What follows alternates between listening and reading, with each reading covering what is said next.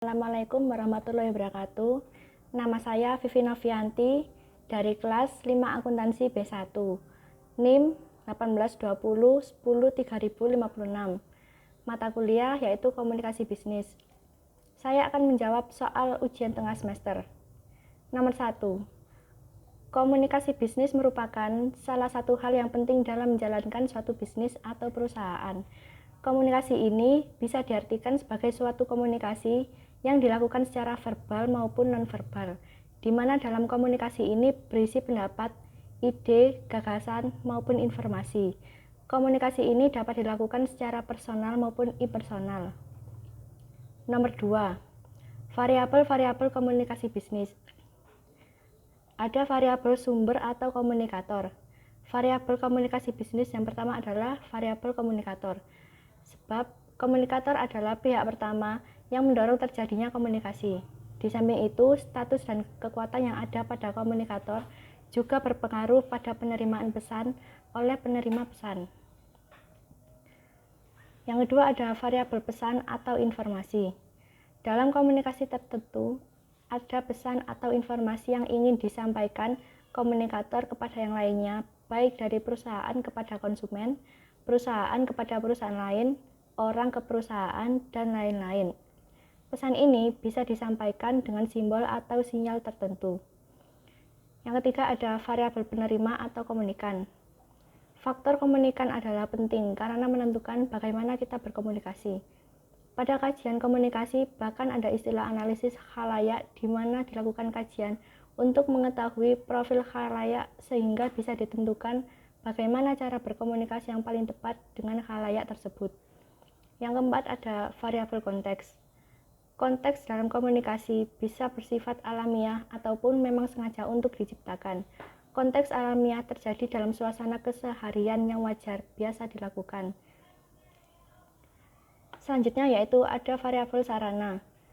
Variabel sarana pada komunikasi yang terjadi dibutuhkan suatu media saluran atau sarana untuk menghubungkan komunikator dengan massa atau banyak orang. Media tersebut bisa dikenal dengan media massa. Namun selain itu juga bisa menggunakan saluran seperti telepon. Selanjutnya yaitu variabel efek. Efek menjadi variabel yang paling penting untuk diperhatikan karena efek ini bisa berupa dari yang tidak tahu menjadi tahu, perubahan sikap atau perilaku, dan lain-lain. Namun, efek tersebut juga bisa untuk memperkuat citra positif dari organisasi tersebut. Nomor 3. Cara berkomunikasi dalam komunikasi internal organisasi. Ada melalui forum, yaitu digunakan untuk membahas mengenai obrolan yang tidak terlampau serius, bahkan juga hanya dilakukan di saat jam-jam santai. Lalu ada grup obrolan. Hal ini mempermudah dalam menginformasikan pengumuman penting, diskusi, atau bahkan juga izin. Tentunya di ruang obrolan ini juga terjadi komunikasi baik antara bawahan dan atasan atau juga sebaliknya. Selanjutnya yaitu rapat. Rapat dapat membahas berbagai hal mulai dari target bulanan, pencapaian hingga hambatan atau kendala yang menghambat pencapaian tujuan. Diskusi biasanya dilakukan untuk memecahkan masalah atau juga mencari sumber dari masalah yang ditemukan solusinya. Diskusi dapat berlangsung secara formal maupun tidak, tergantung dari kelompok peserta. Selanjutnya yaitu ada presentasi. Presentasi atau pemaparan biasanya dilakukan untuk menyampaikan sesuatu yang berhubungan dengan hal baru dalam organisasi. Obrolan formal. Komunikasi internal juga dapat terjadi melalui obrolan formal. Biasanya terjadi saat-saat yang tidak formal dan cenderung santai. Lingkup komunikasi juga terbatas, sebab tentunya seorang karyawan tidak memiliki akses atau waktu luang hanya untuk sekedar hahaha. Selanjutnya adalah komunikasi secara vertikal.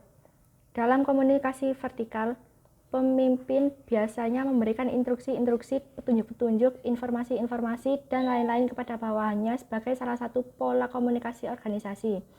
Komunikasi secara horizontal, yaitu seringkali berlangsung tidak formal. Mereka berkomunikasi satu sama lain pada waktu sedang santai atau tidak sedang bekerja, melainkan pada saat rekreasi atau istirahat dan pada waktu luang. Komunikasi ke atas. Komunikasi ke atas tidak selalu dianjurkan oleh manajemen. Salah satu alasannya adalah karena suara yang didengar atasan dari bawahannya tidak selalu menyenangkan atau menyanjung atasan. Komunikasi ke bawah. Kegunaan dari komunikasi ini memberikan penetapan tujuan, memberikan instruksi pekerjaan, informasi kebijakan, dan prosedur pada bawahan. Kuesioner. Biasanya hal ini merupakan upaya untuk menilai performa antara satu sama lain, baik atasan kepada bawahan atau sebaliknya. Wawancara. Wawancara merupakan cara berkomunikasi yang bisa dilakukan untuk mengetahui dan menggali informasi secara lebih dalam mengenai seseorang. Pertemuan rutin. Pertemuan rutin ini biasanya menjadi agenda yang rutin dilakukan entah setiap 1 bulan, 3 bulan, atau 1 semester. Selanjutnya adalah nomor 4. Apa itu persuasif? Persuasif adalah bentuk komunikasi yang tujuannya mempengaruhi dan meyakinkan orang lain. Orang yang melakukan persuasif disebut persuader. Yang dalam hal ini, persuader dianggap sukses jika mampu mempengaruhi keyakinan atau pendapat orang lain setelah mengajaknya atau menjelaskannya dengan beberapa alasan tertentu. Nomor 5. Ada 3 jenis lobby, yaitu sebagai berikut. 1 adalah lobby tradisional. Lobby ini menggunakan pelobi untuk mendekati pengambil keputusan. Yang kedua adalah lobby akar rumput. Lobby ini menggunakan masyarakat untuk mempengaruhi pengambil keputusan. Yang ketiga adalah lobby political action committee, yakni komite yang dibentuk perusahaan-perusahaan besar agar wakilnya dapat duduk di parlemen atau pemerintahan. Sekian jawaban dari saya, Vivi Novianti. Mohon maaf apabila ada salah dalam pengucapan. Wassalamualaikum warahmatullahi wabarakatuh.